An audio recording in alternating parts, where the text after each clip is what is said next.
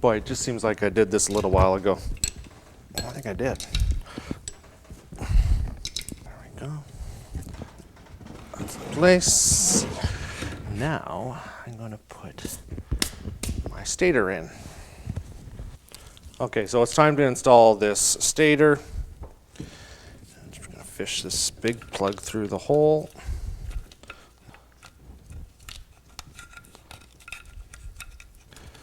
Get the pickup plug.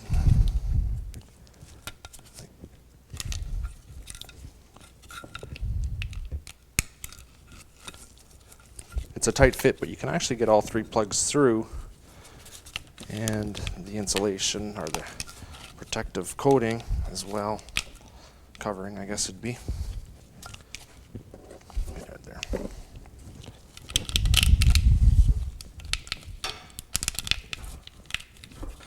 Gently gonna place the stator there.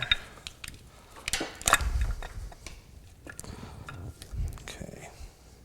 Now I'm just gonna confirm on my video that I put up of the 700 which one of these pickups go on the bottom, but I do believe it's the white and blue wire pickup goes on the bottom. Now these little pickups here are magnetic, so they have a tendency to pick up little filings off the bench. You want to make sure you clean those off because you don't want anything coming in contact, messing up your connection. So the green one does, the green wires do go up top. They've got to be siliconed in place.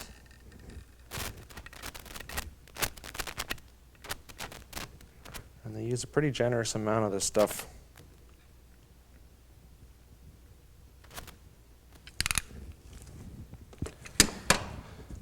As you can see by the original silicone that came off.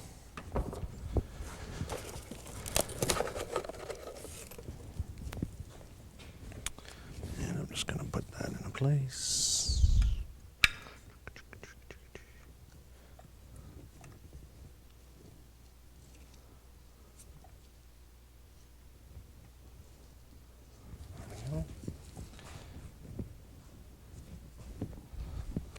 You're also going to want to use a Loctite on this.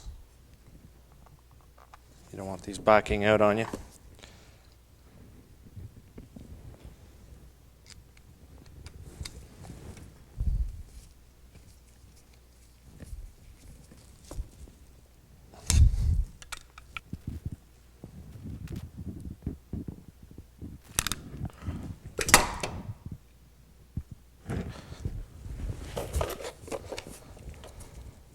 I'm going to install my stator bolts. Make sure you use a good Loctite on this, because if these back out on you, you're going to run into some real issues.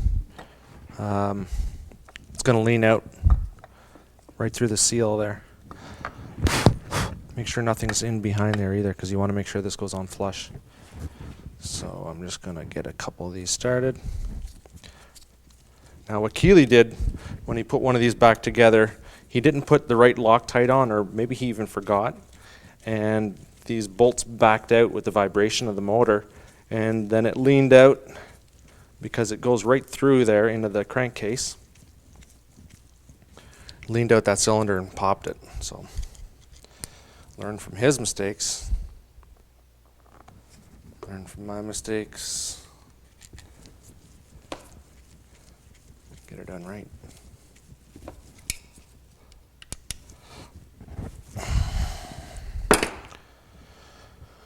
Alrighty, tightened. There we go. That's down. Make sure this moves free and clear.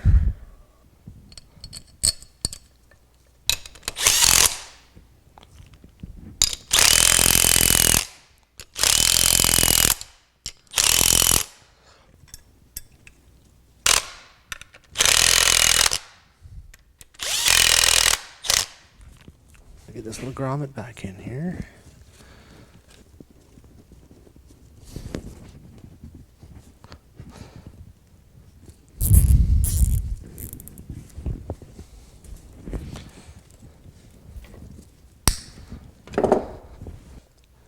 Before I install these pistons, I got to measure the piston ring gap. Now that's pretty simple. All it is the gap between these two ends of the piston ring. I'm going to show you how to do that. Inside your cylinder, just compress the ring slightly and push it down. Then just use your piston to square it up inside the cylinder. Just push it down slightly. And you'll see right there. That little gap in there, that's what we want to measure. We'll use feeler gauges to do that. Now, according to the manufacturer, the gap in here has to be somewhere between 10 thou and 25 thou. This is a 10 thou feeler gauge, and it's actually slipping in there no problem. I want to see how much clearance I do have on it. 10, here's 14 thou.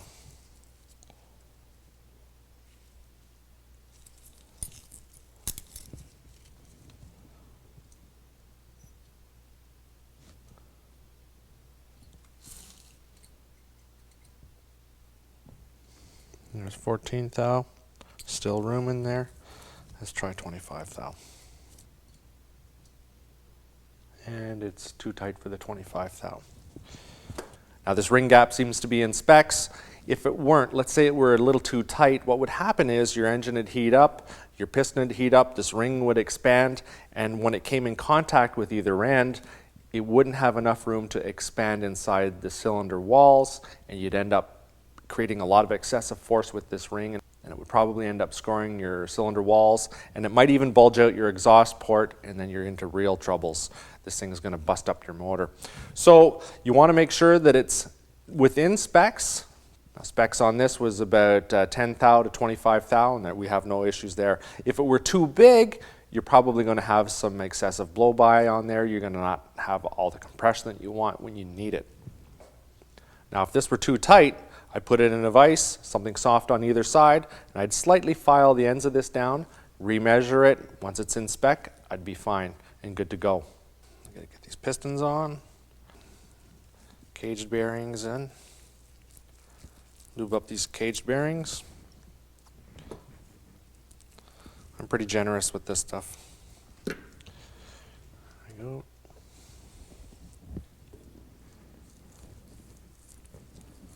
I'm just going to see if this pin will fit through here first. If not, I'll heat this piston up, slide it in.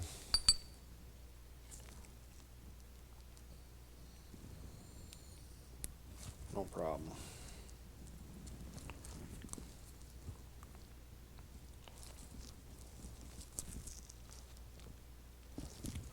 On these pistons, there's a little directional arrow. That goes to the front of the motor, which is this side right here.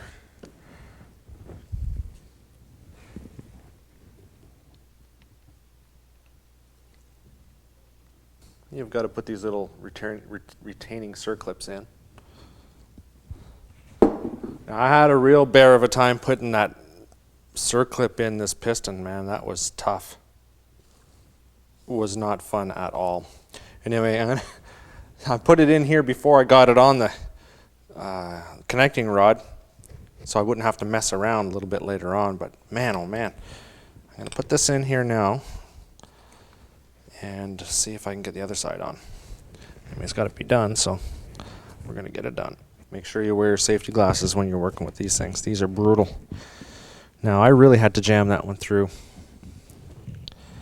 These ones are much bigger than on the 700, and the position of the opening of the circlip has to be either at 6 o'clock or at 12 o'clock. So it can't be sideways, 9 o'clock or 3 o'clock. It's got to be up and down.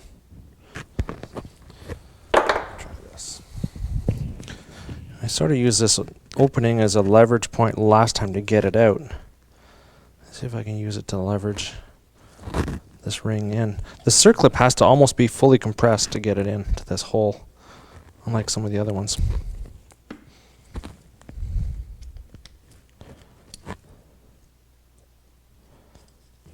Make sure you pack this around with paper towel or something so you don't drop that clip inside your crankcase.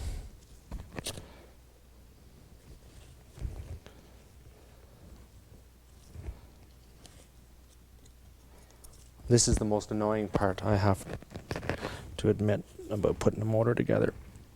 There we go. Well, that worked out well. Oh, I like that. But so all I did was I used this little notch here that you used to pry these little clips out with, and I fed the one part of the circlip in on this side, and I just took this over and pried it on, and it popped right in there. Perfect. Other side. And just take a good look and make sure that it is fully seated.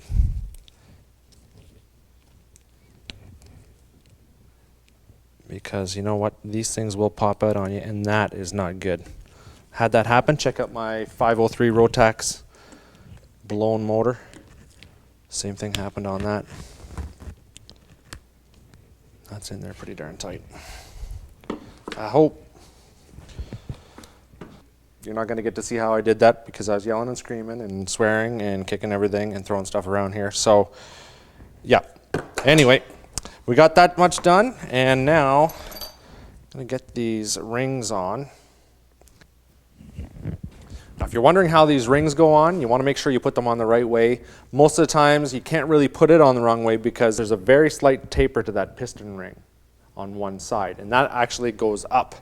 So what I'm going to do is I'm going to lube up this piston, pop that ring on,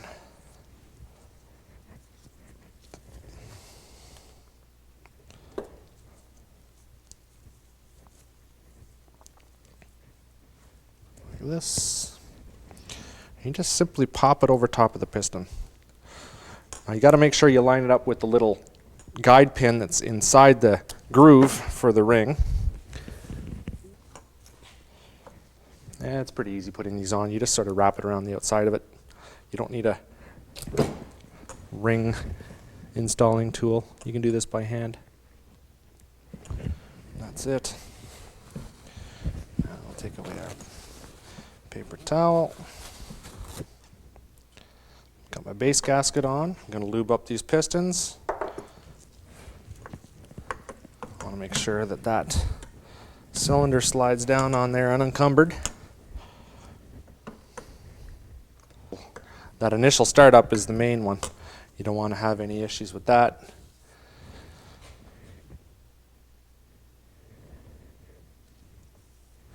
And where's my cylinders? Now, I did mark these.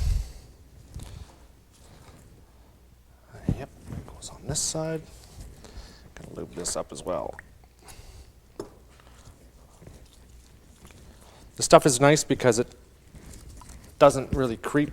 It just sort of stays in place when you stick it on, so you don't have to worry about it dripping down all over the place.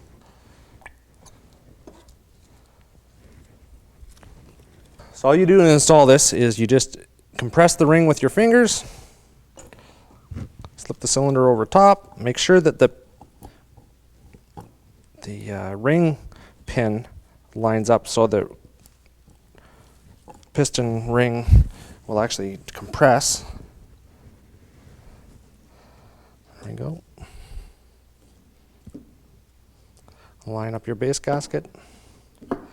That'll just seat right in there. Sweet.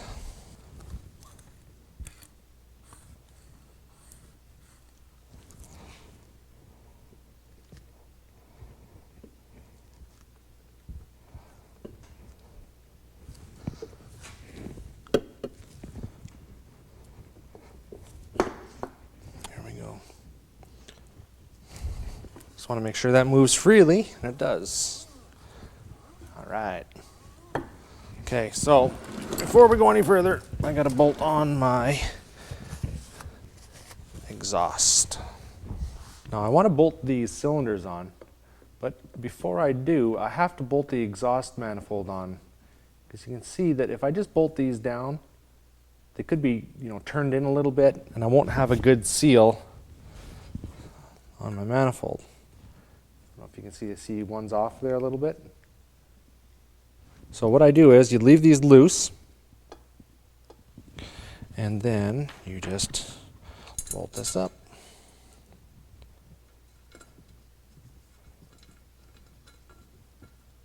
Now I know I don't have the exhaust gasket in here and all that, but I don't need it right now because I got to take the white pipe off anyway in order to put the engine back in the sled. So I'm not concerned with that. Before I go crazy and start really torquing things down, I'm gonna put these bolts in place.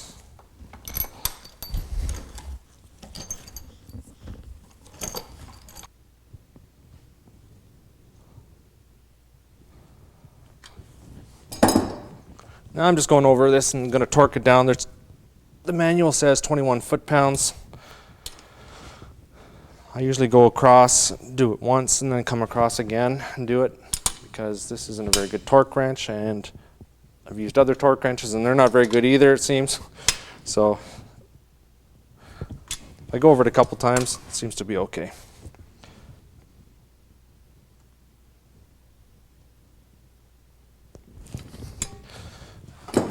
Go. Now it's time to put that head on.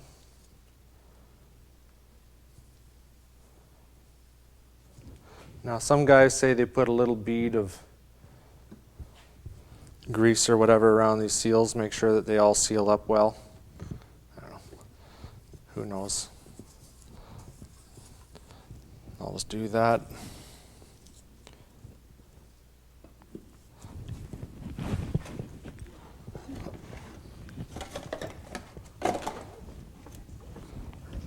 Freely. Now, like my 700, I've marked the torque pattern on this head. Yeah, I just kind of like it like that. It's easy to access, easy to see, and you know what? It's on there. I don't have to keep looking it up every time I pull the heads off. Now, most of the time, you don't have to worry about that because you rebuild the motor, you're ready to rock and roll. But you know me, I'm always breaking stuff. So it's on there, ready to go for next time. I'm just snugging these up and then I'll go through and I'll torque them halfway. And then I'll go back and I'll torque them down all the way. That's the way I was told to do it by Greg at Jaws. So like I say, when the pros tell me to do something, I generally do it. Okay.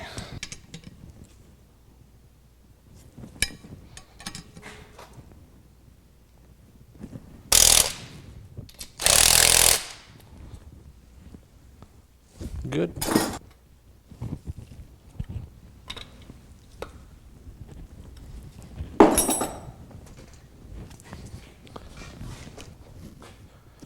And that's it for today. Motor's back together. I can't really put anything else on it until it's back in the sled. So we'll do it then, and then we'll take it, break it in my way, and then rock and roll. Let's have some fun. I gotta love when you guys keep coming back. Make sure you give me a thumbs up, subscribe, check out my Facebook page, and also check out firstplaceparts.com. They have all the parts and pieces you need, as well as all the gear you need to have a great time sledding. Thanks for watching.